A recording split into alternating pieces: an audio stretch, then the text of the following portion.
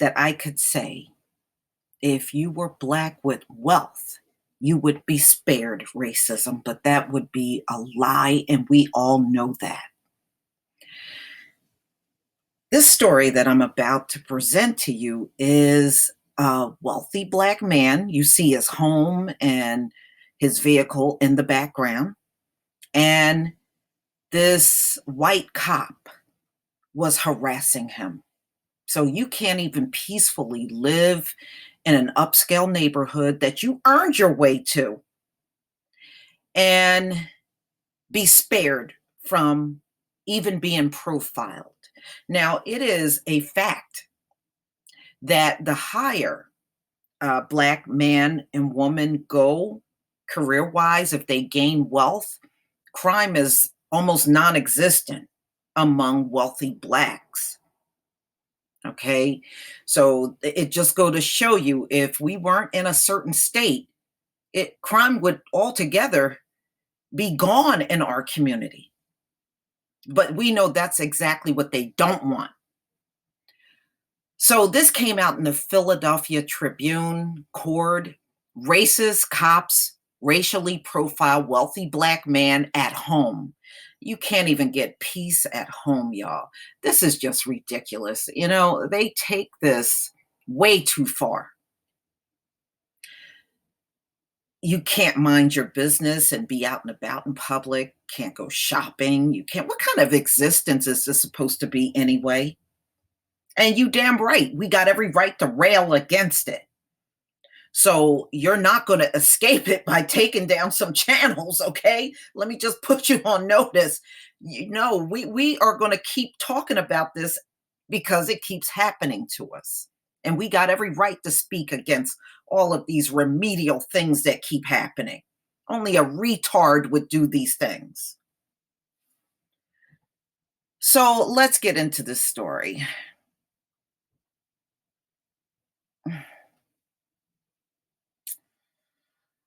And the neighborhood that he lives in is actually a very upscale neighborhood. It's over in Pennsylvania. It's called Chadds Ford.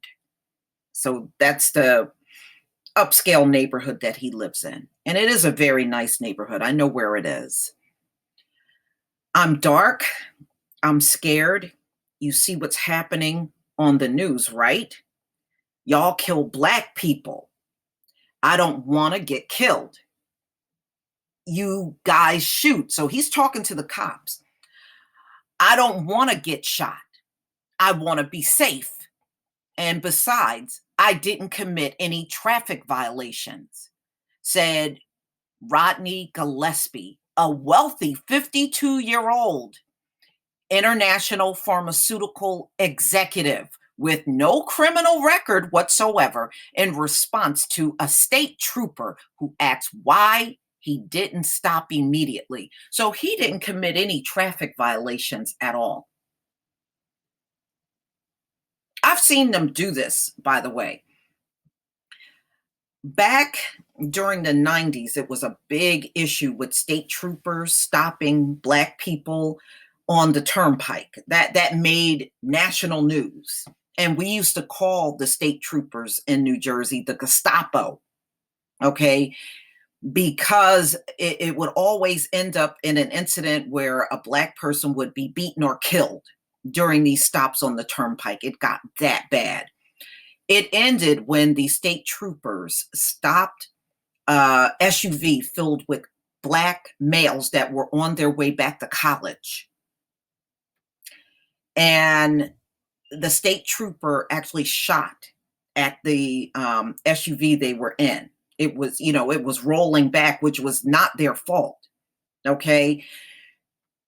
The only reason why they got caught in their lie that they told to the news is because during the time of that stop in New Jersey, it was heavy traffic on the turnpike. In fact, it was standstill traffic. People were literally sitting in their car because traffic was backed up. And they saw that entire incident unfold. So when the cops came out, the state troopers came out with their lies. The news stations were flooded with phone calls from people that were actually there, sitting in their cars and watching. And that's how they got busted. Okay, that's how they got busted, big time by the public. So I am not surprised that he was hassled by a state trooper. And ladies and gentlemen, it don't matter if the state trooper is black. They were just as treacherous to black drivers as white troopers are. So I don't want you to think there's some distinction. There isn't. At the end of the day, they're all blue. Okay, and really, at the end of the day, they are all blue. All right. It was then that an officer incredibly said, one of my best friends is a black trooper that works with me. I don't want to hear that nonsense. So, this is what the white trooper said to him that pulled him over for no reason.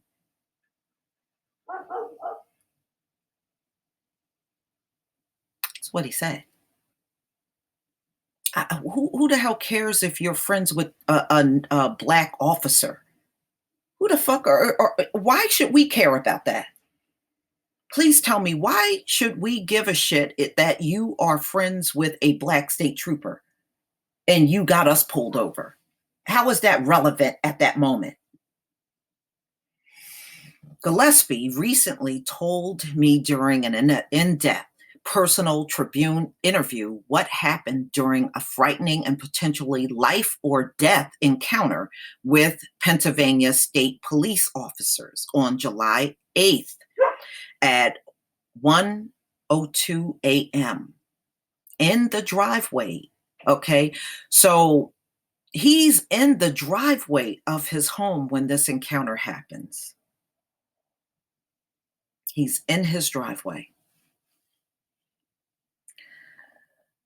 And he said his family has lived in this community in Chadds Ford for 10 years. And if you think my phrase potentially life or death encounter is hyperbole, which it's not, just ask innocent, non-threatening black motorists like Sean Bell, Sandra Bland, Philando Castile, Terrence Kreshner, Samuel DeBose, Jordan Edwards. Yeah, he got all the names, don't he? But he's right. He's right. I wish I could say he was wrong and these things are not happening. We know Dietrich Griffin, Manuel Loggins Jr., Jermaine Reed, Walter Scott, Terrence Turling, and far too many others. I wish I could say this was not true, but we in the black community, we know this is all too true. It really is. This is what happens. So no, you never want to see that cop coming, especially if you're home and you've already pulled into your driveway. You just want to go into your home, especially after a long day of work. You don't want to be hassled by some state trooper that obviously don't have anything better to do. Well, you can ask, but they can't answer because they were killed by law enforcement officers. And the SUV with Gillespie was his 52-year-old wife, Angela, and 17-year-old daughter. Angela Gillespie has described the confrontation by starting, "Oh my God, I was too afraid to bend down and get my phone out of my purse underneath my lap. I didn't want to move. I was afraid that I wouldn't live." Yeah, when y'all get stopped, black community, make sure your phone is accessible, because it is critical that you um, have this on video. Now, the cop should have a body cam on. So if you weren't able to get to your phone, try to get a copy of the body cam video. You can make that request and get it. Here's what happened. While returning from a family gathering with relatives in New Jersey, Gillespie was approximately 2 miles from home on Route 1 when he passed a marked state police car. He wasn't concerned because he was obeying all traffic laws. Despite that, he noticed the troopers following him for nearly 3 minutes. When he was close to his residential street, he saw and heard police lights and sirens. Because of the nighttime darkness and unsafe narrowness of the street, he proceeded a very short distance under the speed limit to what he described as the brightness and safety of his driveway.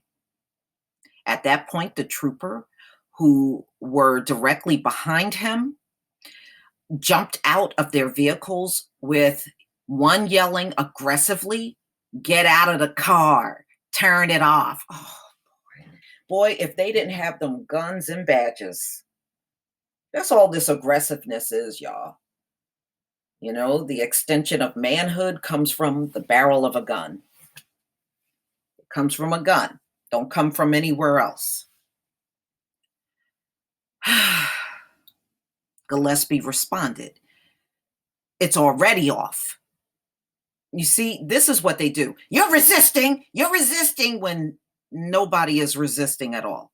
So they're yelling at him to turn off his vehicle, and the vehicle was already off. I just want you to see the psychology behind the words that they're using. The vehicle's already off, and they're screaming aggressively for him to turn it off. They're looking for any excuse to harm him or kill him. Any excuse. While he kept both hands visible at the top of his steering wheel. As soon as Gillespie exited the car, a trooper asked if he had weapons, a gun, or drugs, to which Gillespie replied, "No, I don't have anything." That trooper also disrespectfully asked if they were his girlfriends with him in the SUV. Well, what does that got to do with anything? I'm just asking, what does that have to do? Are they your girlfriends? So a black man can't have a family? He can't have a wife and child? What kind of damn logic is this? With righteousness and indignation, Gillespie told him they were his wife and their daughter. Shortly afterwards, he was placed in handcuffs while his trembling spouse asked permission from the second trooper to use her phone to Google her husband's name to show the troopers where he worked in order um, to prove their financial ability to live in that neighborhood. You don't have to prove that to no damn cop. Fuck them. You don't have to prove that you can afford to live somewhere. Once the trooper allowed her to do so, he then removed the handcuffs. There was absolutely no legal basis whatsoever for the trooper to have followed and stopped Gillespie. He wanted to see where they were going. He wanted to see where they were going. That's why he stopped them. If he was not violating the law, this should be a non issue. This was, as Angela Gillespie has described it, simply a case of driving while black. She's right. She's right. She's right. You know, a lot of times these state troopers are just like the regular citizens. They're jealous because you're driving an expensive vehicle and you live in an expensive neighborhood, and they think you shouldn't be there. Now, When his wife took her phone out, if they took the handcuffs off immediately, then they had no reason to be bothering them in the first place, other than the fact that they spotted some black folks and they tried to make an issue out of absolutely nothing, just like the phone calls in public, ladies and gentlemen. They try to make an issue out of nothing. So, ladies and gentlemen, this just go to show you the fact that the Gillespies were wealthy and lived in an expensive neighborhood probably saved their lives, but you can imagine what would have happened under similar circumstances to unemployed Raheem pulling up next to the projects in North Philly. But that didn't save you, Gillespie. If they would have found one thing on your record, the outcome, even if you are a wealthy black man, would have been very different. If they would have found any little issue, your outcome would have been just like Raheem from North Philly. And never forget the fact that you were profiled just like Raheem. As far as the cops see you, you are the N word, rich or poor. That's what you are to him. As Gillespie told at the conclusion of the interview, my fight isn't necessarily for me. I want to make sure this kind of thing or worse doesn't happen to other people. I want the state police to be held accountable. But in America, they have set everything up so that there is no accountability. See, this is why these folks don't act like they're accountable for anything, because they set up a society this way. They try to make everybody accountable, even for crimes you didn't commit, while they sit and claim no accountability for anything. That's how they have rigged up the system. You know, it is a rigged system, very rigged. And this is why these things are happening. You're not doing anything wrong out here. Just like when they come up on you trying to be phone deputies, you're not doing anything wrong. They got the system set up for them to be out here doing these type of things to the black population. But this just go to show you, you can be a wealthy person that earned your way in life, and they will still harass you.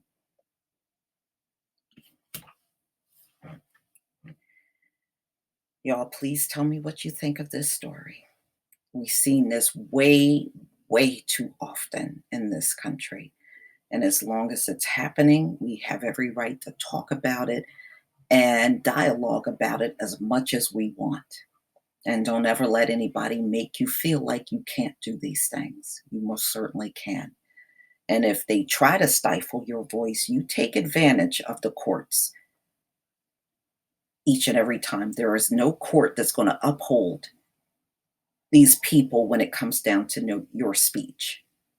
They can't go in a court saying, I'm white, I have freedom of speech, but this black person here don't have it. You most certainly do. Please leave your comment and subscribe. Don't forget to hit on the notification bell, and I'll see you on the next video. Peace, family.